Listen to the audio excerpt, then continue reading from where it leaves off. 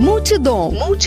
Um programa de multigente, multicoisas, multiassuntos para você e toda a sua família. Apresentação: Marta Padovese.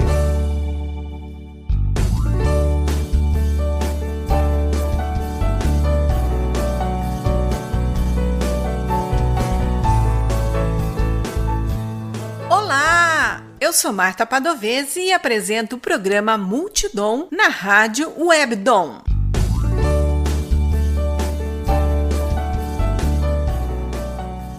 O bate-papo de hoje é com Denis Eduardo Andia, que é empresário formado em Matemática Aplicada e Computacional pela Universidade Estadual de Campinas e Comunicação Social e Marketing pela Pontifícia Universidade Católica de Campinas. Foi eleito prefeito do município de Santa Bárbara do Oeste nas eleições municipais de 2012 e em 2016, Andia tornou-se o primeiro prefeito da história de Santa Bárbara a ser reeleito. Denis Andia recebeu 3 vezes o prêmio Prefeito Empreendedor conferido pelo Sebrae em 2013, 2014 e 2016. Em seu governo, Santa Bárbara do Oeste recebeu pela primeira vez a certificação Selo Verde Azul, concedida pela Secretaria de Meio Ambiente do Governo do Estado de São Paulo. Isso foi certificado ainda nos anos 2014 e 2015.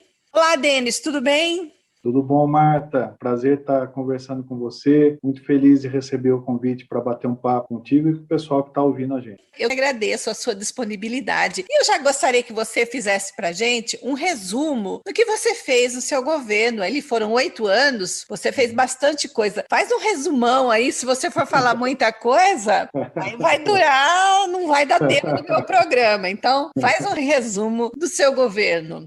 Eu acho que foram 8 anos de uma profunda transformação da cidade de Santa Bárbara do Oeste, buscando avançar em todas as áreas da municipalidade, fazer a nossa cidade crescer. Os objetivos todos que nós traçamos nos 2 planos de governo, o das eleições de 2012 e das eleições na reeleição em 2016, os 2 planos de governo foram cumpridos à risca. E graças a Deus, além disso, a gente conseguiu ter a oportunidade de fazer algumas outras coisas que a gente nem imaginava que seriam possíveis. A resumir aquilo que mais me marca na lembrança desses 8 anos, eu acredito que um pleito muito grande da vinda de moradias lares para o município. Nós tivemos a oportunidade de trazer 1.320 moradias e, mais do que isso, a felicidade de conseguir acabar, dar fim a uma favela inteira, promovendo a habitação para mais de 250 famílias que residiam em situação absolutamente desumana. Esse foi um grande avanço que nós tivemos, vai marcar sempre a minha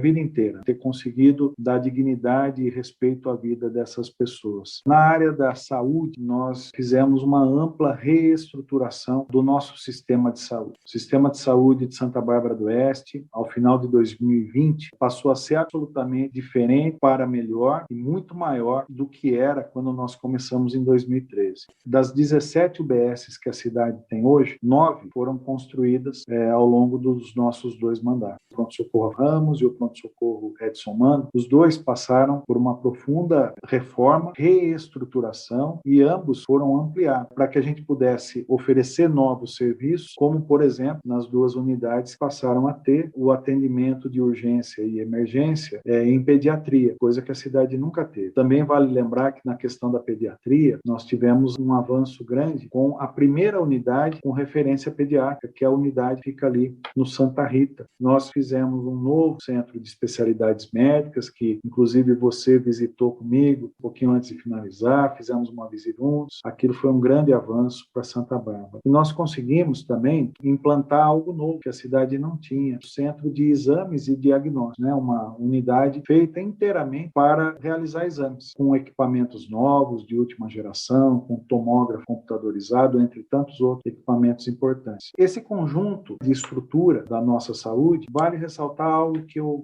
acredito que seja uma marca importantíssima que nós, graças a Deus, conseguimos deixar. Santa Bárbara do Oeste hoje é talvez a única cidade do Brasil que passou por um processo de certificação ISO 9001 na área da saúde. Nós iniciamos isso em final de 2018, foi um processo longo de reestruturação, de adaptação de todas as unidades, de qualificação dos procedimentos, e ao final de 2020 nós tivemos todas as nossas nossas unidades de saúde da rede pública municipal certificadas ISO 9000. Isso é muito importante e não quer dizer que não tenhamos nenhum tipo de problema ou dificuldade no dia a dia, não, mas significa que elas hoje estão aptas para que os profissionais de saúde, todas as pessoas que trabalham, elas estão aptas para que o trabalho desses profissionais possa ser desenvolvido com a maior qualidade possível, porque eles seguem hoje um regramento muito rigoroso que só as empresas, e no caso a Rede Pública Municipal de Saúde de Santa Bárbara, tem através do sistema ISO 9000. É um grande avanço. Talvez Santa Bárbara seja a primeira ou a única cidade que conseguiu fazer isso. Fora isso, dentro da nossa Santa Casa, que é o hospital que atende o SUS, ele passou por ampliações e grandes investimentos. Era um hospital que estava praticamente para fechar nos anos aí de 2013, 14, quando nós iniciamos. As manchetes dos jornais naquela época diziam muito a respeito disso, e nós conseguimos criar uma cogestão, uma parceria que não apenas reequilibrou, reestruturou o hospital, como promoveu alguns avanços lá dentro. Nós trouxemos mais leitos de UTI agora, e o Rafael, nesse começo de ano, fez ainda mais um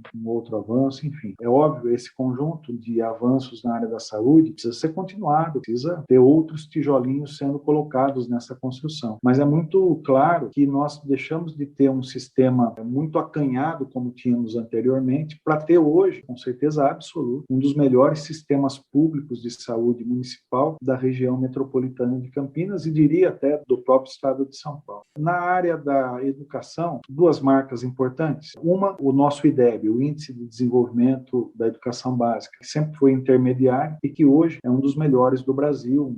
Junto com isso, nós também conseguimos uma grande conquista, que foi zerar a fila por vagas de creche. É um desafio muito grande de cidades até menores do que Santa Bárbara do Oeste. Imagine só, uma cidade já do tamanho da nossa, nós tínhamos 11 creches na cidade, quando começamos o governo. Só nos 8 anos do nosso governo, nós implantamos 17 novas creches, ou seja, mais do que dobramos. E com isso, nós avançamos e hoje a cidade zerou a fila pela primeira vez, depois de 40 anos. Nós não temos mais pais e mães com os seus filhos aguardando uma vaga que não existe. Pelo contrário, nós temos até um pouquinho de sobra para os próximos tempos que vêm. Acho que outra coisa importante que junta com esse tripé, né, saúde, educação, é a segurança. Santa Bárbara, agora no final de 2020, nós chegamos ao primeiro lugar em relação à segurança pública dentro do estado de São Paulo. Santa Bárbara, dentro do ranking dos principais crimes, daqueles mais violentos, enfim, né, medem a violência ou não, a criminalidade ou não de uma cidade, nós terminamos 2020 no primeiro lugar, a cidade mais segura de todo o estado de São Paulo, entre 645 cidades, Santa Bárbara é a cidade mais segura. Então, ao dizer tudo isso, com muita tranquilidade, eu posso dizer que nós fizemos a nossa lição de casa naquilo que se espera de um bom governo, no tripé saúde, educação e segurança. Sempre lembrando que tudo isso precisa continuar avançando, precisa continuar tendo investimento para que a gente possa, pelo menos, manter esse nível, mas o que é desejável é melhorar tudo isso. E acho que foi um período também, Marta e pessoal que nos ouve, de transformações na organização da cidade, né? Uma cidade passou a ter novas avenidas, novos eixos de interligação, o prolongamento da Avenida São Paulo, que nos integrou de vez, centro e zona leste, o desenvolvimento dos eixos que já existiam, da Avenida dos Pedroso, também ali a Avenida Bandeirantes, a Avenida Santa Bárbara. A cidade ganhou ares de modernidade. Nós buscamos fazer algo importante para o cidadão, porque é algo que fica dentro do bairro dele. É sempre buscar uma área, aquela área que nunca recebeu cuidado ao longo do tempo todo que o cidadão, a pessoa, a família dele viveu e conviveu no bairro. Passamos a olhar para essa área com um potencial de transformação, levar para esse espaço iluminação, atividades que a pessoa pode fazer, enfim, para que a pessoa se sinta bem dentro do próprio bairro, da onde ela mora, para que ela tenha esse sentimento do que é próximo de si extremamente valorizado. Então, acho que isso aí foi um grande acerto que nós tivemos. Mas avançamos na parte do transporte, vale lembrar, e talvez fique lá longe na memória, né? Porque foi no primeiro ano, nós fizemos a troca da empresa de transportes, que nós tínhamos uma empresa muito complicada antes, e passamos a ter hoje um serviço mais moderno, com mais eficiência, com veículos mais novos. Conseguimos a tão desejada rodoviária, nós, graças a Deus, conseguimos, através de uma boa parceria com o governo do Estado de São Paulo, novo terminal urbano, também importante para o trabalhador, para o estudante, uma nova biblioteca municipal, constituída num projeto arquitetônico premiado da construção através de containers, restauramos a antiga biblioteca e transformamos num centro de memória para o município, né? O Araçariguama era um local com tanto potencial, mas que não tinha atratividade para as pessoas, né? Porque faltava alguma coisa ainda ali. Nós investimos em ruas, em calçadas, em calçamento, em nova iluminação, a Avenida Corifeu, né, que interliga Araçariguama, Parque dos Ipês e Jardim Conceição, recebeu um grande projeto de revitalização. Nós criamos novos parques, o Parque dos Jacarandás, através da iniciativa privada conseguimos fazer uma parceria para o Parque Taene. Enfim, uma cidade que buscou se transformar ao longo desse tempo. E também, com tudo isso, nós ainda assim recebemos uma situação financeira da máquina pública muito difícil. Só para você ter uma ideia, um déficit por volta de 42 milhões lá no começo, em 2013, e entreguei agora, no final de 2020, com um ativo financeiro de 12 milhões, quase 15 milhões, com dinheiro no caixa, enfim, com uma infinidade de equilíbrios, né, que a gente não tinha lá no começo. Então, fizemos muita coisa, fomos abençoados e também cuidamos bem dos recursos do município. E eu não posso esquecer de falar da parte do saneamento básico, né, do município. Santa Bárbara, que tem uma água reconhecida como uma das melhores, passou a ter um patamar de excelência dessa água, porque nós investimos em tecnologia de captação, de tratamento, de distribuição, e o que era bom ficou ainda melhor. Agora, nós temos uma nova represa, que o projeto já está pronto, licitado, dinheiro no caixa, daqui a pouco começa a ser executada essa obra, que vai trazer mais 3 bilhões de litros de água para nossas reservas, né? E a parte do tratamento de esgoto, que talvez tenha sido um dos maiores avanços da nossa região em termos de esgoto. Santa Bárbara tratava cerca de 50% do seu esgoto, e nós conseguimos tirar do papel 2 maiores obras de saneamento da nossa história, que é a ETE, a Estação de Tratamento de Esgoto Toledos 2, e a ETE Barrocão. E, além disso, fizemos uma ampliação em 8 vezes da ETE da Balsa, que já existia. Com isso, nós atingimos 100% de esgoto tratado, o que nos coloca num patamar de diferença, né, em relação às outras cidades, muito quando se trata da vinda de novas empresas, sobretudo empresas multinacionais, que desejam saber se a cidade, a região para onde elas estão pretendendo ir, se tem essa condição aí de boa relação com o meio ambiente, com o saneamento básico, com a segurança, com a saúde, enfim, esse conjunto todo que hoje, graças a Deus, nós temos aqui em Santa Bárbara do Oeste, o que nos dá um orgulho muito grande de sermos barbarenses. É um orgulho de quem nasceu aqui ou veio para cá e acolheu essa cidade. O orgulho de barbarense é algo que a gente sempre teve, mas eu confesso e compartilho como muitas pessoas que nesses últimos anos a gente passou a ter mais motivos ainda para ter esse orgulho dessa cidade gostosa que todos nós construímos juntos, todos. E como você sentiu que o seu vice fosse eleito para prefeito? Foi no dia a dia, Marta. O Rafael, ele é, primeiro, um menino muito bom, um rapaz com muito boa vontade de acertar. Foi um excelente secretário de meio ambiente, um excelente superintendente do DAI. Nos ajudou em boa parte dessas conquistas que eu mencionei. Ele diretamente trabalhou nisso.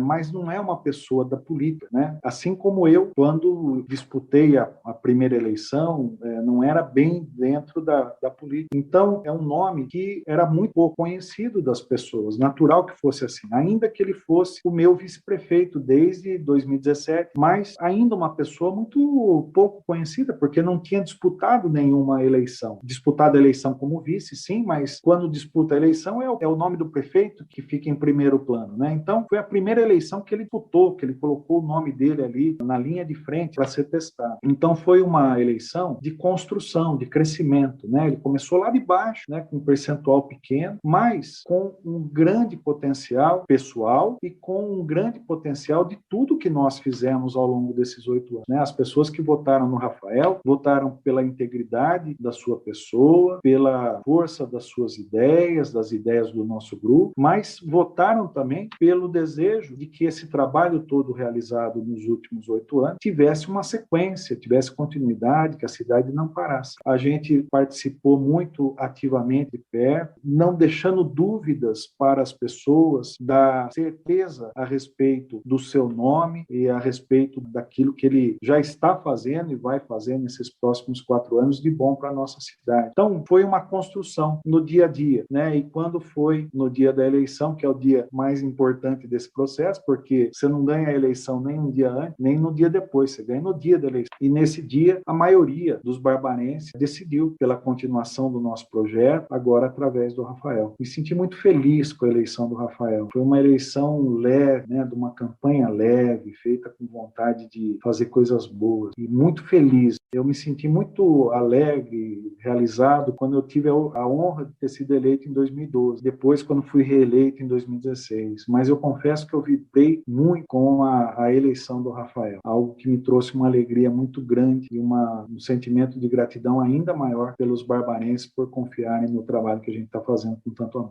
Você ouve o programa Multidom, apresentação Marta Padovese. O bate-papo de hoje é com o empresário e político Denis Eduardo Andia. A vida, como está a vida agora? Você é um político, não deixou de ser político, mas hoje você não é mais o centro da cidade, da prefeitura. Como é isso para você agora? Primeiro, eu acho que assim, a vida sempre muda, né? É sempre uma evolução.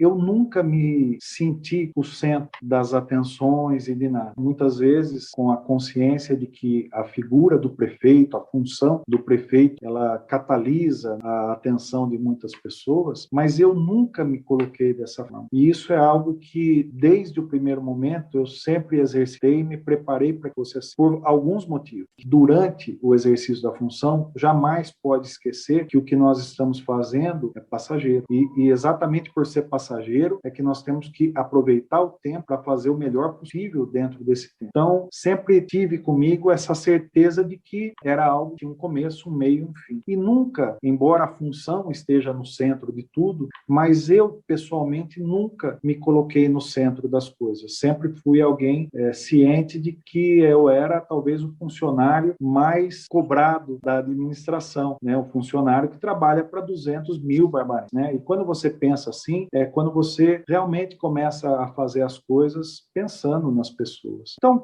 por conta disso, a transição, ela torna mais fácil, né? Ao deixar de cumprir agora a função de prefeito, retornando para a minha rotina, é evidente que você tem uma diferença grande na intensidade da rotina, né? A vida de um prefeito é 24 horas por dia, 7 dias por semana, lidando com coisas muito contentes, alegres, né? E coisas difíceis. Então, é uma rotina muito intensa. E, obviamente, por mais que a gente se esforce no que a gente faz nas nossas profissões, digo para todo mundo aí que está nos ouvindo, não tem coisa mais intensa do que ser prefeito, né? Então, a mudança dessa rotina é uma coisa que requer uma adaptação. No começo, um pouco mais difícil, né, de lidar com tudo isso, mas passado algumas semanas, a gente começa a viver uma nova rotina, muito ligado a tudo que a cidade acontece, mas entendendo que o ciclo teve um começo, um meio e um fim, e que agora temos um outro ciclo com uma outra pessoa figurando nesse papel, fazendo outras coisas e tentando ajudar da maneira que é possível, toda vez que for necessário e todas as vezes que o Rafael me ligou, é uma troca de energia que é necessária. Não é porque a gente deixa de ser prefeito que a gente deixa de desejar o bem para a cidade. E poder conversar a respeito desses 8 anos de experiência é bom para quem está hoje no exercício da função, né? É bom para ajudar a pensar os assuntos, mas sempre com uma boa distância, né? Hoje eu tenho as minhas próprias atividades, tenho também um projeto na área da política para o ano que vem, não é desconhecimento de ninguém, né? Eu tenho uma intenção para o ano que vem, mas continuo acompanhando, ajudando do jeito que é possível. Às vezes, uma memória qualquer sobre uma obra ou alguma ideia que a gente teve lá atrás e que vai ser colocada em prática agora, sempre tem alguma coisa na nossa lembrança que pode ajudar no dia a dia hoje. Já que você tocou no assunto, então vamos a ele. Você O que eu fiz aí? Você vem para deputado estadual ou federal? Eita, olha, eu acho que ainda é um pouco cedo para essa definição. Não por mim, porque a disputa de uma eleição, ela depende das condições dentro do partido, de um projeto que não é apenas do candidato, mas é do partido como um todo, né? O meu desejo, mas é só uma questão pessoal, não é nenhum desejo, na verdade é só uma observação. Ter sido prefeito de uma cidade importante do Brasil como Santa Bárbara, né, uma das 150 maiores cidades do Brasil, durante 8 anos, procurando aprender todos os dias, me deu uma carga de experiência que eu acho que poderia ser muito útil nas discussões dos assuntos lá em Brasília. Mas é só uma observação pessoal. A condução do que vai ser uma candidatura para federal ou estadual vai depender da conversa com o partido, vai depender também de uma boa conversa com outras lideranças regionais dentro da nossa cidade. Enfim, é uma costura que começa a ser feita através de muito diálogo e dentro de uma ideia que é muito simples, né? Que eu tenho falado muito aonde eu vou, nos bairros todos aqui da cidade, até em outras cidades que eu tenho já visitado. Importante dizer aos barbarenses que é importante, nesse momento, nós podemos juntar as nossas forças, juntar os nossos propósitos, realmente para uma candidatura que possa ser eleita, né? Que possa ser viável e poder representar, de fato, a nossa cidade e a nossa região. Hoje, nós temos representantes na esfera federal e estadual na nossa região que fazem aquelas campanhas muito abrangentes em quase todas as cidades do estado. E depois, no exercício do mandato, tem um compromisso também disperso, né? Acaba não fazendo grande coisa para nenhuma cidade, porque tem muita cidade para atender. A nossa ideia é diferente, já desde o início, é ter um grupo menor de cidade, aquelas bem mais no nosso entorno, deixando muito claro o nosso compromisso primeiro, principal, com a nossa cidade aqui de Santa Bárbara do Oeste, que há tanto tempo deseja ter um representante e não tem, e fazer um trabalho, se tiver a oportunidade de ser eleito, um trabalho realmente para as grandes coisas. Nós sabemos, eu, enquanto prefeito, sempre fui muito grato a todas as emendas parlamentares que a gente recebe, mas essas emendas, elas vão continuar vindo de alguma outra forma. E elas são importantes, mas elas não resolvem os grandes problemas. É sempre importante quando vem um veículo novo, uma ambulância, um carro para a segurança, quando vem uma emenda de 100 mil, 200 mil, 500 mil reais, é importante. Mas o que nós precisamos é uma interlocução que nos traga as grandes obras, aquelas que custam 20 milhões, 30 milhões, aquelas que mudam realmente os rumos de uma cidade, a vida do cidadão no dia a dia. Eu acho que isso tem faltado para a nossa cidade, aliás, para a nossa região, e é com esse foco aí das grandes obras, dos grandes projetos, que eu pretendo trabalhar se eu tiver a oportunidade de ser escolhido para isso. E aí você vai enfrentar antigos políticos. Como você vê isso?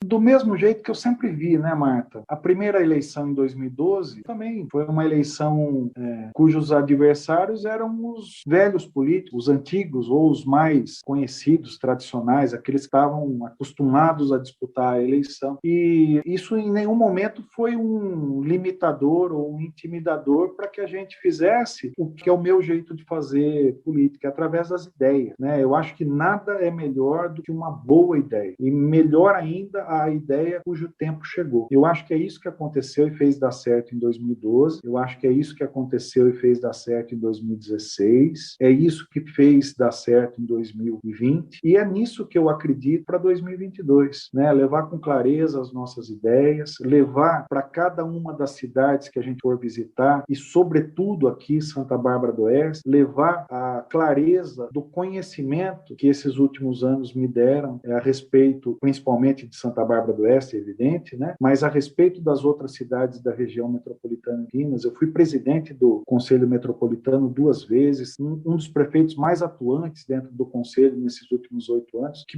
me permitiu conhecer as cidades, poder saber naquilo que realmente a gente consegue ajudar para valer os municípios. E sabendo muito mais, evidente, da nossa cidade. Foram 8 anos que só eu sei o quanto fez falta ter um deputado para valer, né? O quanto eu precisei ir a Brasília, bater na porta dos gabinetes, descobrir, construir os caminhos para conseguir trazer grandes recursos que nós conseguimos trazer, mas que poderiam ter sido trazidos por intermédio, interlocução de representantes. Mas isso me fez aprender a fazer o exercício dessa função já, né? Então, não tem política melhor do que uma boa ideia, né? E é nisso que eu sempre acreditei e vou sempre acreditar. Como você vê o país que parece estar dividido e não se entende? Às vezes, dentro de uma mesma família, existem ideias muito contrárias por causa da política. Como você enxerga isso? Você vê uma saída?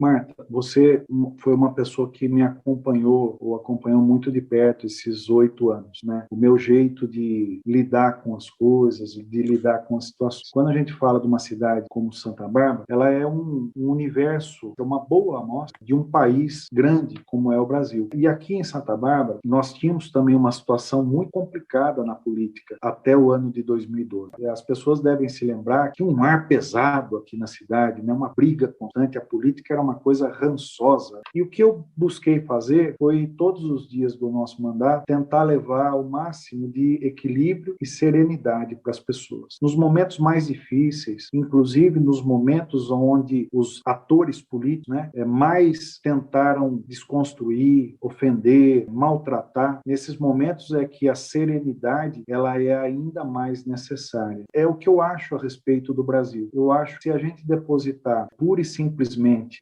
os rumos e o destino de uma nação inteira na mão de uma pessoa, nós estamos, na verdade, passando adiante um direito e um dever que é nosso, de fazer a nossa parte. E eu acho que o que o Brasil precisa hoje não são de pessoas, mas precisa de um senso coletivo que vem através das próprias pessoas, que busquem o equilíbrio, a serenidade, lidar com a divergência da opinião de maneira racional, de maneira equilibrada. Eu acho que é isso que precisa. Quando você me pergunta o que eu acho do Brasil hoje, eu olho para essa situação que você bem relatou, dessa separação, né, dessas brigas e desentendimentos que muitas vezes entram dentro das casas das pessoas. Eu olho com muita tristeza para tudo isso, porque a política, ela é algo que deve ser debatida, ela é algo que deve ser até colocados os pontos de vista de maneira contundente. A política é a arte do convencimento, mas é o convencimento pelas ideias, e isso não nos dá direito de invadirmos o direito do próximo, nem de sermos ríspidos com as pessoas. A razão, a boa discussão, ela sempre é possível. Eu vejo com tristeza esse momento que a gente está, e acredito mesmo que o melhor caminho para todos nós é trabalharmos, dentro de cada um pode, dentro da sua vida, do seu dia a dia, trabalharmos para sermos mais serenos, mais equilibrados e mais convergentes.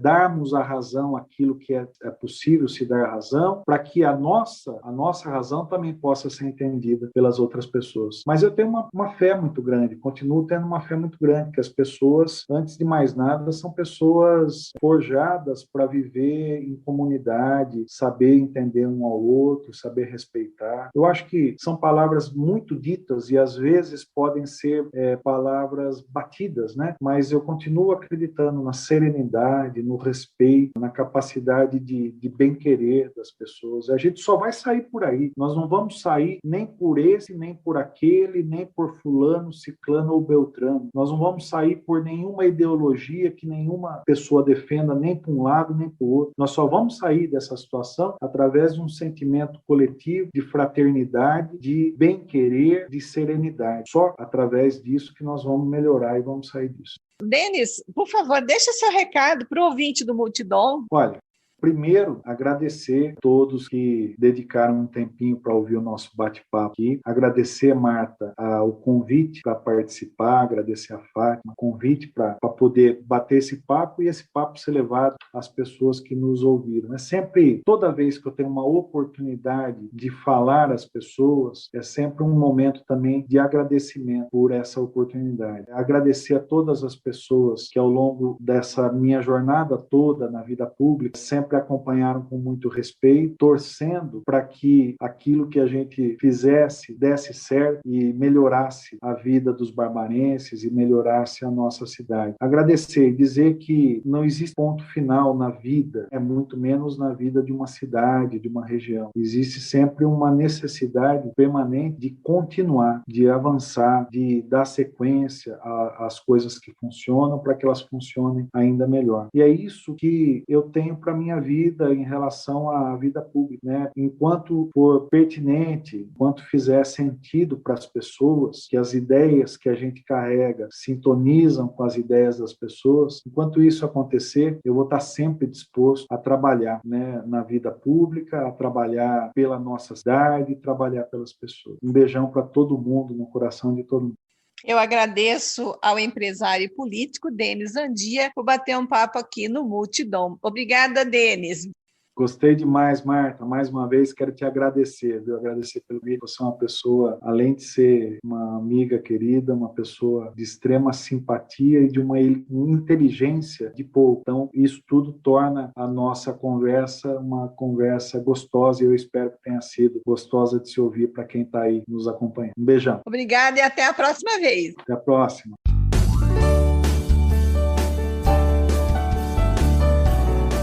Quer entrar em contato conosco, deixar um recado ou ouvir de novo? Acesse www.radiowebdom.com ou envie seu e-mail para radiowebdom@gmail.com. Você também pode entrar em contato conosco pelo Instagram e Facebook Marta Padovese.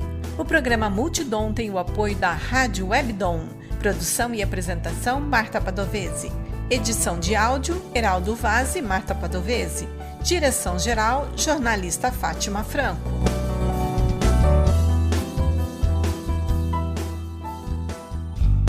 Você ouviu pela Rádio Webdom o programa Multidom.